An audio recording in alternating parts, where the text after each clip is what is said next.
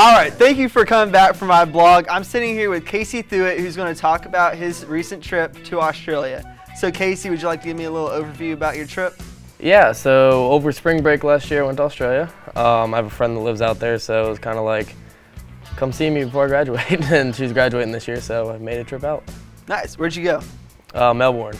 So what kind of things did you do to save money on this trip? What tips would you have for other people who are trying to go out of the country and save as much money as possible? All right, well, I think the biggest thing when it comes to traveling is obviously like transportation. You know, how are you getting there, stuff like that. And Australia, biggest thing was like, it's gonna be a 24-hour flight. So I was like, that's not gonna be cheap. So she actually told me about a website she uses to get back. She lives in California, so she has to make the trip all the time. But Student Universe is a website. You go on there and it's kind of like every other travel website, you just put in like where you're coming from, where you're going to, and it basically gives you like student discounts almost to just like flights and all that. So I ended up getting a round trip there and back for, I think it was like $850, which for that far of a flight was pretty cheap. Sure, yeah. No, I always see trips to Australia costing like thousands of dollars. Yeah. So that's amazing.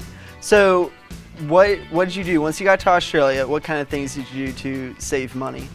Well, for me it was nice because, like I said, I had someone I was going to visit, so there was already a house that I had to stay in, and any place I wanted to go, I really just biked.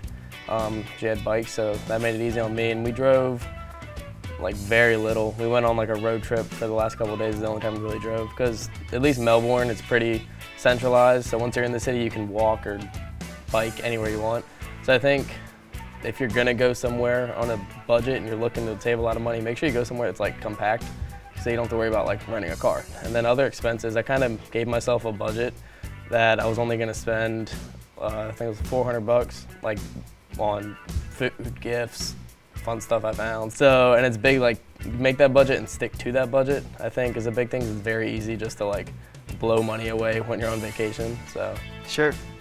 So what other tips would you have for somebody going on a trip out of the country for their first time? I definitely look into places that are like cost effective per se. The way I look at it is go somewhere that you don't think that you'll ever be able to go again.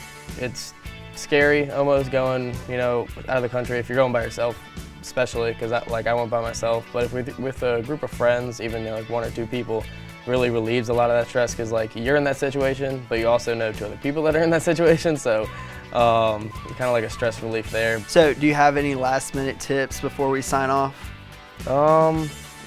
Definitely, if you want to go overseas, if you want to go on a big trip out of the country, it's scary to think of, you know, financially, and just even just wanting to go is scary, but it's all worthwhile. Like, just like I said, letting yourself go, just putting it all out there. Once you get there and once you experience it, all the pictures and memories, it's a, like I said, I was only there for a week, but it's a lifetime of memories that I'll never forget. I can always say that I went and I don't regret it at all.